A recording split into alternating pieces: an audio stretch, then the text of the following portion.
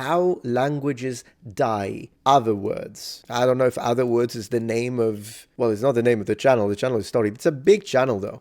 So I think it would be good to check it out because 100% they're going to talk about Latin.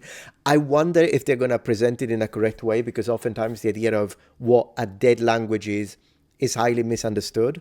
So that's one thing that I wanted to see because people associate the concept of a language is dead with the idea of no one speaks it, which is incorrect. So let's see if they do it right. I would imagine so. I mean, almost 1 million subs. I imagine they do their research. But I also want to see if they speak about other things like resurrected languages, such as Hebrew, for instance. So anyways, without further ado, let's just jump right into it. The word extinct might bring to mind dinosaurs and dodo birds or saber-toothed cats and woolly mammoths. And dire wolves. But animals aren't the only natural thing at high risk of extinction in the wild. Languages are too. It's estimated that of the approximately 7,000 languages worldwide, 90% are spoken by less than 100,000 people. Man, let's take a moment to focus on that. 100,000, less than 100,000. Well, 100,000. It's a very small pool of speakers, of course, when you look at it comparatively. And some have as few as a single speaker remaining. Language death occurs when the last remaining native speaker of a language passes away. That's correct. So as you see, she's right. A language is dead when there are no longer native speakers of it. Which kind of begs the question, so can you resurrect a language? Technically, yes. As long as you have native speakers. For instance, if there is a language you love, and it's like a dead language, but let's say you spent years to learn it, and you can speak it. Well, all you need to do is make sure your son or daughter speaks it fluently, not fluently, speaks it natively. I don't know what they would use it for, but that would, in theory, resurrect the language. Now, I wouldn't recommend to do that with an actual real kid and teach them Akkadian, Sumerian, whatever the heck, because, it's one of those things. But then again, it's an interesting thought process, isn't it? But how does it get to the point where a language's continued existence is reliant on a single person? How do languages die or go extinct? Let's investigate why this happens and why you should care about it.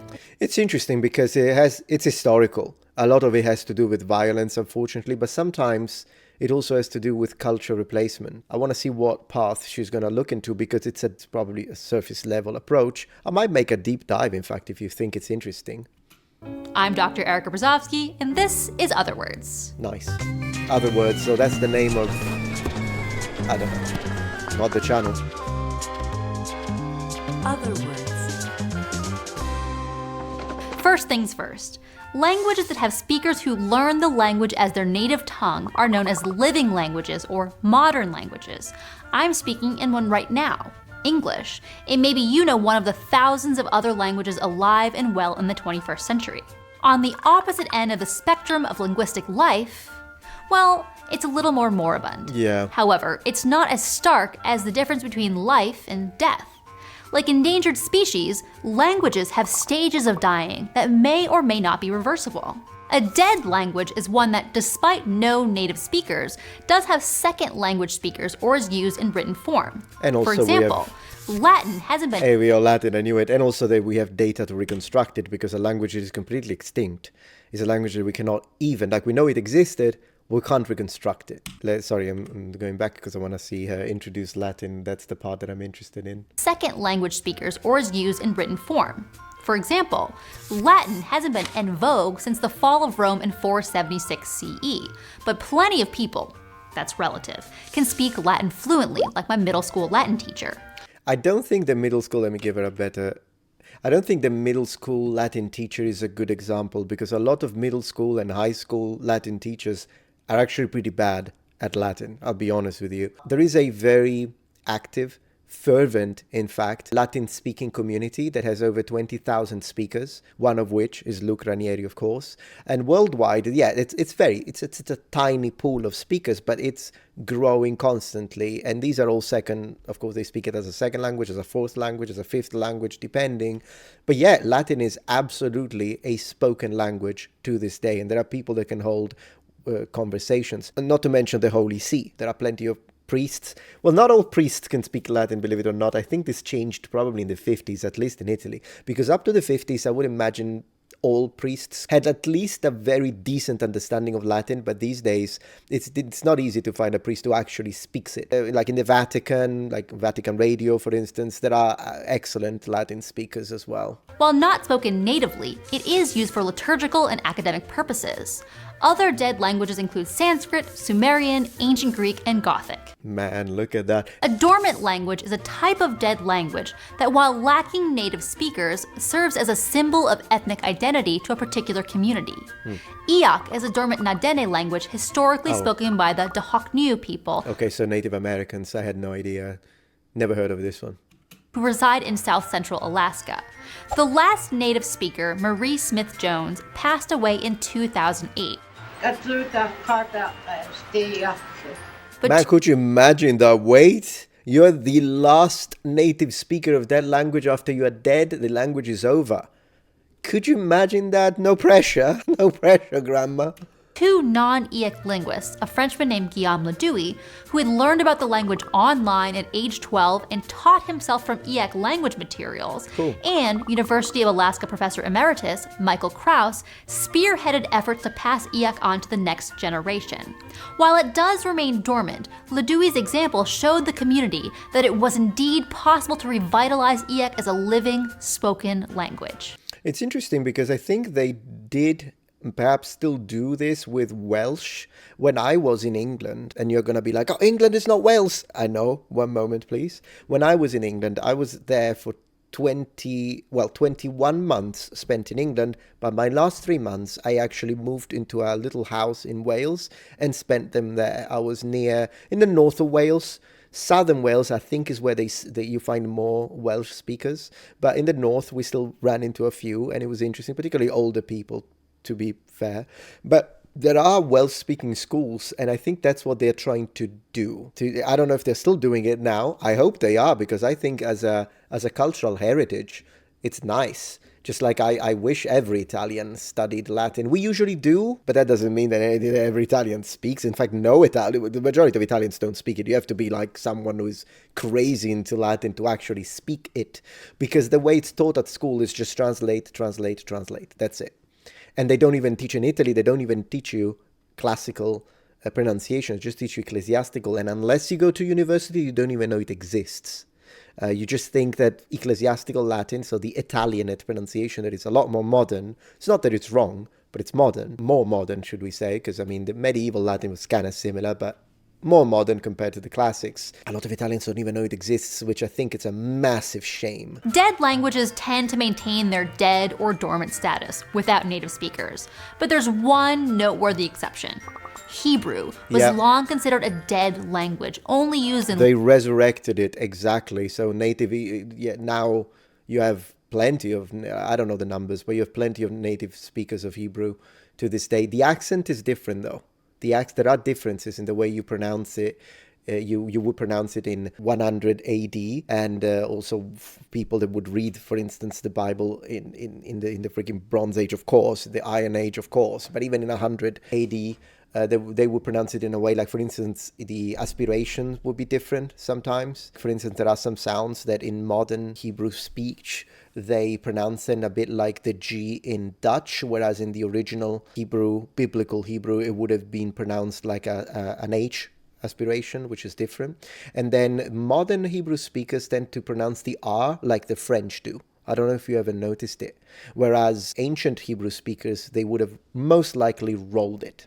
So basically, like if you read the first passage in the Bible, if you hear a modern Hebrew speaker, you will hear the R sound. Bereshit bara Elohim et hashamayim ve'et haaretz.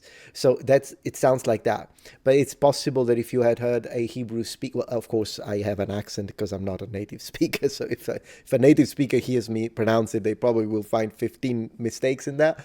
But I'm saying it's possible that they would have rolled their R in biblical time. Liturgy and literature from around the 2nd century CE until major revitalization efforts beginning in the late 1800s. Now there are over 5 million native speakers and 9 million speakers total. An incredible comeback in language revival. Let's do it with Latin. Come on. Let's do it with Latin. We should do it with Latin.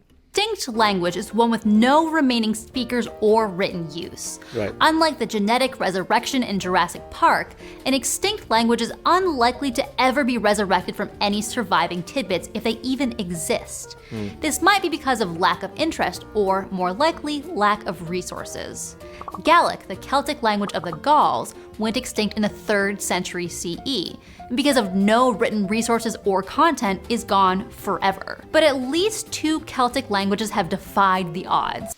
Any reference to Julius Caesar or Julius Caesar is completely random. It's casual. Both Cornish, of Cornwall, and Manx, of the Isle of Man, have, based on language revitalization efforts, gotten their UNESCO language endangerment classification. Man, look at the classification right there. These are Celtic languages, of course. So we've got safe, vulnerable, definitely endangered, severely endangered, definitively. I'm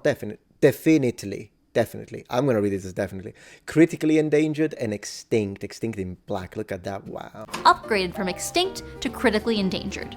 It makes sense that when there aren't any more speakers, a language gets lost. But how does it get to that point? Yeah.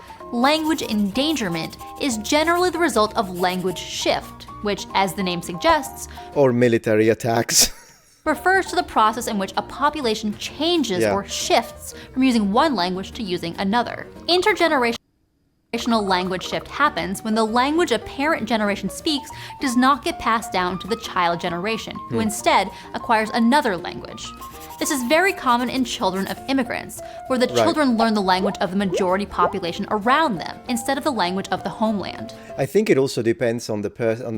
Like, for instance, Chinese tend to be extremely protective of that, and in my opinion, it does happen sometimes that you have a Chinese, but I noticed it happens more with Chinese Americans, and still Chinese Americans oftentimes do speak Chinese as well. They don't all read the Hanzi though, the characters. I've met Chinese Americans who don't read, but they can speak. I've also met Chinese Americans, they speak, but they are like conversational, they're not native.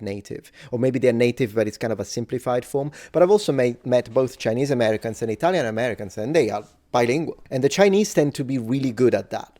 They tend to be really good at that. For example, my mother grew up speaking Taiwanese at home. There you go. And she was also required to learn the majority language, Mandarin, in school.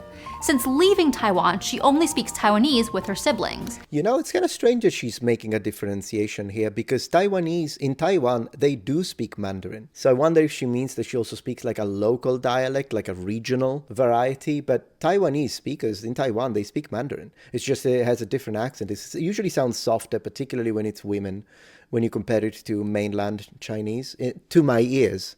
At least. And I never learned it at all, having grown up in the US surrounded by English.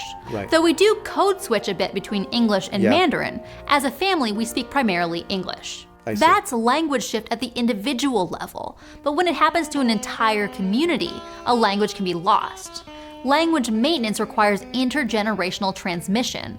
So when the intergenerational transmission stops, then the speakers have fully shifted to another language. Yeah. In northern Chile, the Kunza language of the indigenous Licanante people of the Atacama Desert became replaced by Spanish in all sectors due to language repression, where speakers were not just encouraged to speak Spanish, but actively discouraged and even punished for speaking Kunza. I think usually that happens for population control, because depending on what period, and now in the era of information and information age, it's a lot less of a problem. But if you think about it, even from the medieval perspective, if you conquer an area, or for the Romans, you conquer an area and you don't understand what people say, it could be easier to organize a rebellion against you. So when you make it illegal for people to speak their own language, as horrible as I think that it is, it makes it easier to control them, and it makes it harder for them to organize against you. So I think that's one of the reasons why historically dominant cultures, particularly when they were military oriented, they used this to, once again, control the population. Political factors like governmental policies in language education can and have actively suppressed minority languages in favor of the majority dominant language. Without institutional support, marginalized languages have few resources to keep educational initiatives going. On the Isle of Man, Manx had been replaced by English because of changes in language attitude. Well, pretty much everything has been replaced by English in the entirety of the UK, exception being some Gaelic, of course. I love the Celtic languages of the British Isles. I find them fascinating anywhere, whatever it is, whether it be in Scotland, in Ireland, in Cornwall, there, or in Wales. I find them all fascinating, but it's probably because of the innate interest that I have in, as you know, of course, when it comes to anything that even predated the move of the Anglo-Saxons. So the sort of populations, the Britons and the Celtic populations that the Romans encountered, first with Julius Caesar, so Julius Caesar, and then with Claudius, when, Caesar kind of scouted a little bit in Star Trek, what is it called? StarCraft. In StarCraft terms, Caesar is the one that sent the scouts, did a little scouting in the early game, and then Claudius was the freaking Zergs. They found the tin, and they're like, we're coming for the deposits. At the height of tourism, islanders began raising their children in English for fear that their language was useless in economic mobility, and it held negative associations of poverty and lack of education. Language shift can also be caused by speech community migration. The move from rural to urban areas takes people out of their small speech communities, where they're forced to adopt the dominant language in order to fit in both socially and in terms of job prospects. Besides language shift, the other main reason for language endangerment is rapid speaker death. You know what's interesting? Before we go into the rapid speaker death, what she just described sort of happens a little bit in Sicily, where I'm from, in the sense that many of us are raised bilingual. Same for me. So I speak Italian natively and I speak Sicilian natively, specifically my variety of Sicilian. Sometimes it did happen that because I speak both, but if I were in a professional environment, I would switch to Italian. I would not start speaking Sicilian. Imagine, it actually makes me laugh when you think about it. Imagine if I were sitting during an exam at university and my professor is asking me questions and I would be like, Cusci, ta fira parlare siciliana, Monica, nakatamo quattro chinimi in. So I can't speak Sicilian to the professor. He would even find it to be a problem because oftentimes Sicilians tend to lack formal registers. You can be formal in Sicilian, but because of what she explained, even if you try to be, it is still considered rude if you speak it in an inappropriate environment, which I think is a little bit of a shame, but it does happen. Which occurs through a calamity such as genocide, disease, or a natural environmental disaster. Yeah. In our globalized world, everyone speaking the same language and understanding each other might sound pretty great, like the beginning of a utopia. And a lot of people don't find value in learning a language that only a handful of other people know. But the accelerated rate of language loss the world is currently undergoing is a blow to us all. Research suggests that around 3,000 of the world's languages might disappear in the next 100 years. That's crazy. What do you guys think? Do you think we will eventually evolve into a single world language, global language, and all other languages will be like a relic from the past? I mean, I don't know, with the advent of AI, and who knows what's going to happen? Which amounts to about 1 every 2 weeks, a language a fortnight. This is catastrophic to our cultural diversity. Right. When a language is lost, cultural traditions tied to that language also disappear, from songs to remedies to local ecological and geographical knowledge. Sometimes. For instance, the Seri of Sonora, Mexico have a whole vocabulary and agricultural knowledge around eelgrass, which is the only grain from the sea that is known to be used as a human food source. Without the Seri, that knowledge would disappear. Language loss can also be seen as a crisis of social identity, as who we are is grounded in the language we speak. Absolutely. And there are physical ramifications as well. Research suggests that the maintenance and continued use of indigenous languages has a positive impact on health, and that there's a strong Well, I'll have to look at that study because that sounds like nonsense to me. correlation between language revitalization efforts and improved health outcomes in indigenous communities. Maintaining and revitalizing languages is key to understanding the rich, diverse human experience on Earth in terms of both history and culture. Until her death in 2022 at age 93, ethnographer Cristina Calderon, the last native speaker of Yagan, an indigenous language of southern Chile with no written form, dedicated herself to the preservation of her language. Her work resulted in audio recordings, language workshops, and even transcribed Yagan stories, I can respect that. with the underlying goal of one day revitalizing the language. She does love the word diverse, doesn't she? I mean, it's correct in this scenario. There's nothing wrong with it. But it's true that she did use it a lot. And because this appears to be a scripted video, I think it was intentional. Not that there is anything wrong with it. Everyone can choose whatever. Freedom. Speak however you want. She knew that even if a language dies, it's still possible to be reborn in generations down the line. Yeah, the video was pretty cool. I thought the video was cool.